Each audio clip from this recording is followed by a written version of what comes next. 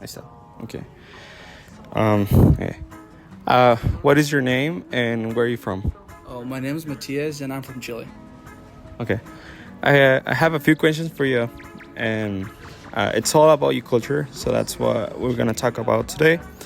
The first question is, how do people in your culture tell stories? So, like, if you want to talk about the context where people tell stories, most of the times are family meeting or like dinner. So, occasionally, like, people gather around, I don't know, the older familiar or an uncle, mostly an uncle, and he started telling stories when he was young or something that happened to him. And most of the time, like, he makes some stops and start explaining like some details or stuff like that. Nice, nice. Okay. So, do they follow any kind of pattern, or like, do they follow like an introduction, a body, or something like that, or is it just like, do they go like on little stories? Like, do they follow any kind of outline at all? So mostly they give a very large introduction. Like they try to give you like all the context you need, and he usually get distracted. Like he goes like to some random facts instead of telling the whole story, so it takes a lot of time. Nice. Okay. Oh, that's pretty good information actually. So how does the speaker establish credibility? How do you know that they know what they're talking about? That's a good question. I think it's just because family Family. and most of the stories are when they were young. So like, I don't know if it's my uncle, my dad was with him, Okay. so he can confirm it. Or like, I don't know, my uncle was a bit crazy when he was young, so he definitely did that. Do you think at all there's something about their age that makes a difference with the credibility at all? Yeah, definitely. If you're like over 30, like they want to hear your story. All right, sweet. Okay, that's pretty good. Um, what purposes do you think they speak about? Do they inform? Do they try to persuade you to do something, or do they just celebrate something? Do you think there's any purpose with the stories that they tell, or what do you think about that? I think it's mostly to have fun, but sometimes they want to teach you a lesson. So they say, when I was young, I did this. So from my experience, I encourage you to do not do it. So, the question, I think you already answered this, but just going a little bit deeper onto this. Um, you said that they speak on, like, when you guys gather around. That can be on the dinner and stuff like that. Is there any special days that you guys gather around to talk about stories or to tell any, like, speeches at all? We can talk about more of a, like, elaborated speech, not just like a story. I think, there are no special occasions. They just like to gather. Like any occasion you can, like the family gathers, they eat something, they, I don't know, drink tea or stuff like that. And when the moment comes, like they start telling stories. Sweet. Do you think speeches are they part of your culture when there's like weddings or funerals or anything like that? Yeah, they're very important for birthdays, funerals, weddings. Like the family patriarch wants to talk or say something important. Okay, nice. What type of culture do you think it's represented on yourself? Like, When I say this, I can mean by what type of culture. Like, is there any like indigenous culture or any like differential culture that it can that makes you feel more part of, like yourself? I think I'm part of Latin culture, and I think that's a very common aspect from the Latin culture, like to gather and tell stories with no reason. Nice, nice. Okay, so this question is, Do you think they're collectivist or individualistic? Sorry. So what I mean by this is, do you think people are just more selfish in a way, or they like to like share and be more like of a community? No, they like to share as a community. It's a very important part of the culture. To really love it. Nice. Okay. Um, do you think they have high or low power distance? What I mean by this is a low power distance culture will always treat equally everyone. A high power culture, it's always gonna have like some kind of hierarchy. So let's say there's some people that is more important than other people, some kind of stuff like that. How do you think your culture will be like? I think it depends on the context, because if you're with friends, like there's no hierarchy. But if there's people you don't know, like there will be a hierarchy definitely, and you will know when you're allowed to talk or when you just have to listen. Nice. Okay. Next question would be: are they high or low context? What I mean by this is low context can be like something that is really literal. That it, like if you say something, it'll be the same definition as like would it come on the dictionary. But if a high context culture will be more of a culture that needs more context to understand something. It's high context. We have a lot of slang and words that has only that meaning in that region.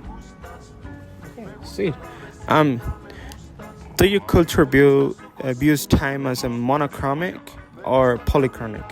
What I mean by this is monochromic is you do one task at a time, and polychromic you do multiple tasks at the same time. What do you think your culture is like? They try to be polychronic, but they're mostly monochronic. I like that. Do you think is there any struggles with that, like going deeper onto like monochromic and polychromic? I think people really try to be polychronic. They want like to work efficiently, but they procrastinate a lot. So we waste a lot of time doing stuff that we're not supposed to do, and that's why we're monochronic instead of polychronic. All right. Would you say that is there anything on the culture that forces people to be polychronic instead of monochromic, and how would that work? So people work a lot, like from 8 a.m. to 6 p.m. So they don't have a lot of time to do like house stuff or something like that. So they want to be like very, very efficient when they get back home.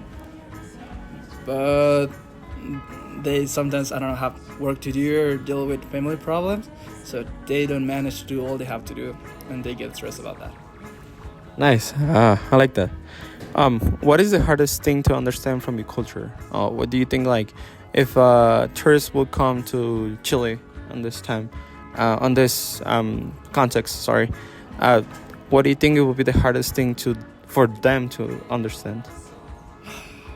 For example, if I tell you, I don't know, we're going to meet at 6 p.m., I'm going to be there at 6:30, and I won't tell you what time are you supposed to leave. Like, we can meet at 6, and we're going to leave whenever we want to, instead of like being a scheduled meeting.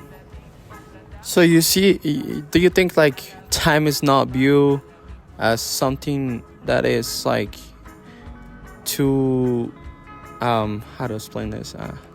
Sorry, that's a question that just came out of my head, and I think will be great. But do you think so? Time? Do you see it as something that is really valuable, or do you see more like how do you see time as a value?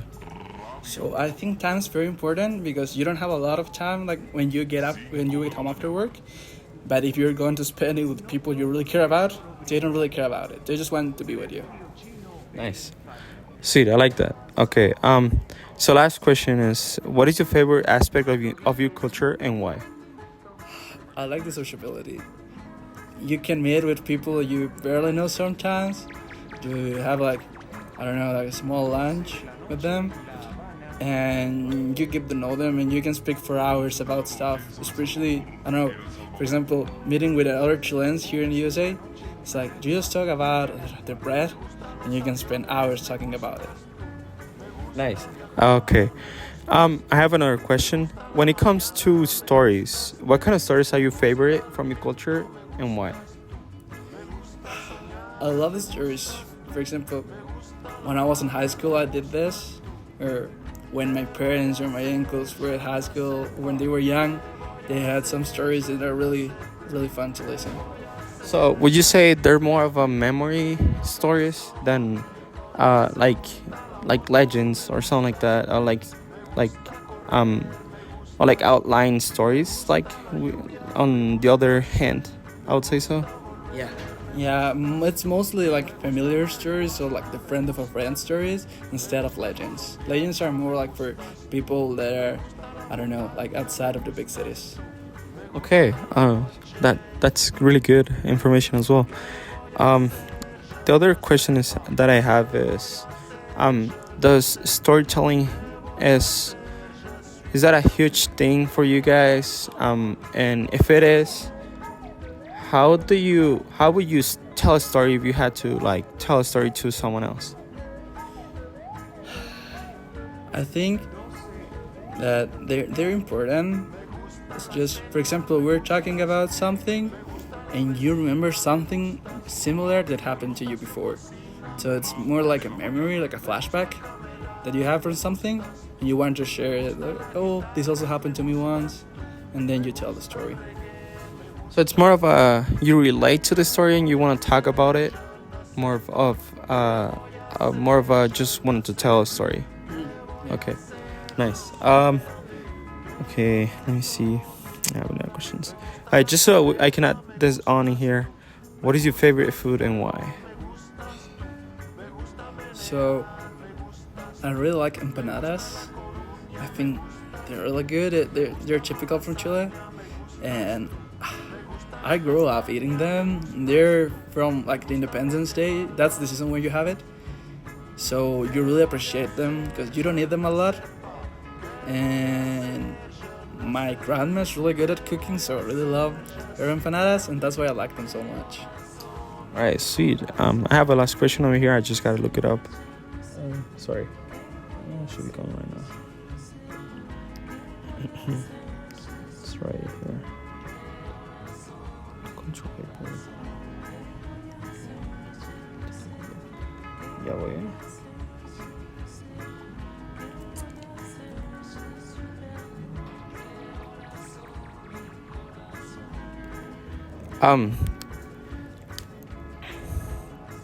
Okay, so how do your how do people in Chile communicate? Is there anything that it's like highlighted on the way you guys communicate? Is there anything that you would say there's like different from the States, talking about like the way we communicate? Yeah. I think it's different. It's way more informal. Like people call you by your name and like all the time. They're not very respectful sometimes, and at the beginning, they won't curse like never.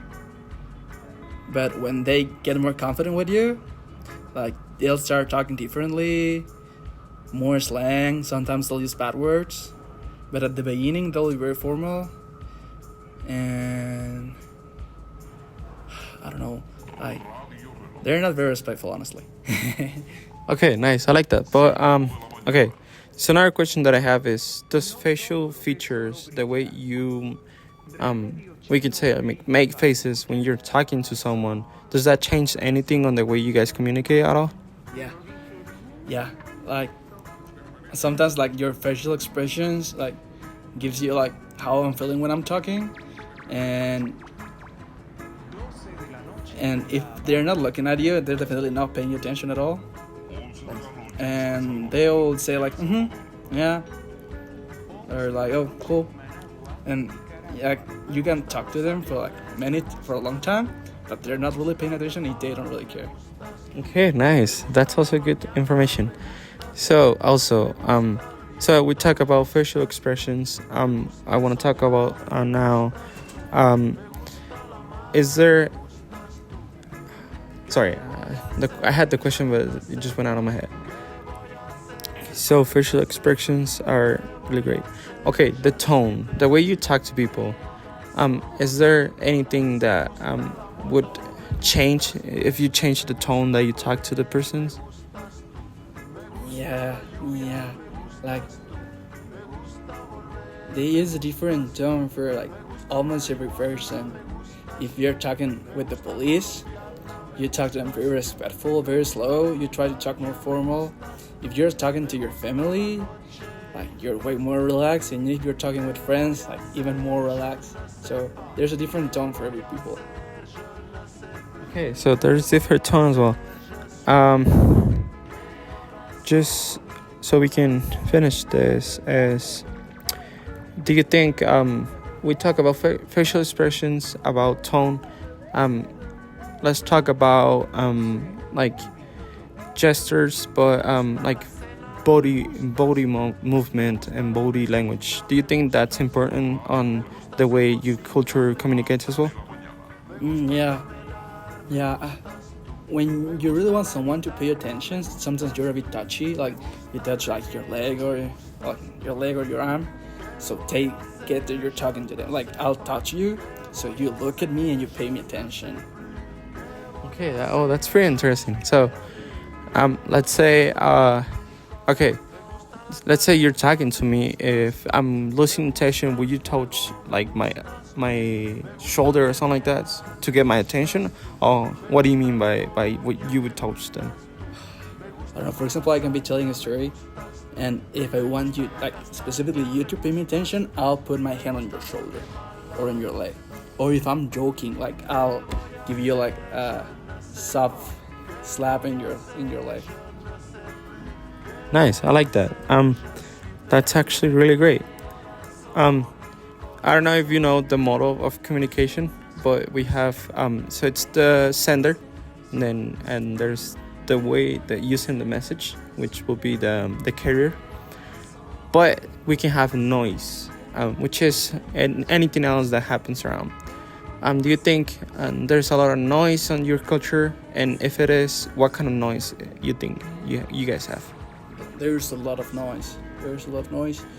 And there's a lot of street activity, a lot of cars going around. People talk really loud in Chile, so you have to deal with all of those things. And I think the way you deal with it is that you speak even louder. But yeah, like you can hear your neighbors yelling. You can hear like the guy in the truck who's selling gas, or I don't know, newspaper. So you have to deal with all of those things, or you can see, I don't know, like dogs barking. So there's a lot of noise around.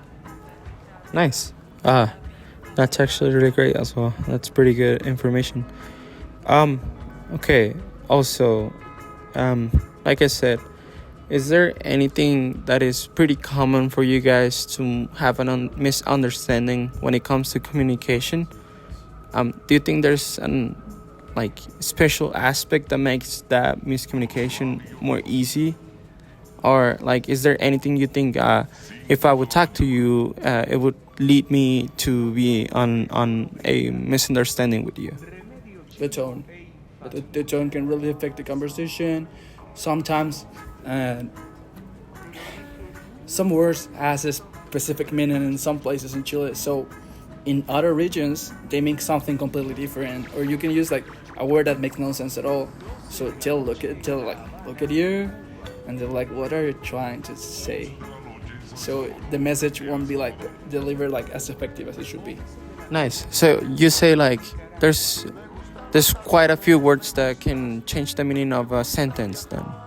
Yeah, some words and also the tone. Like if I'm being like a bit ironic or sarcastic, like people will notice it, and they won't be sure if you're saying like the truth or not. Okay, nice. I like that. Okay, I think that's all I got for you today. I appreciate the time and thank you so much. You're welcome. It was a pleasure.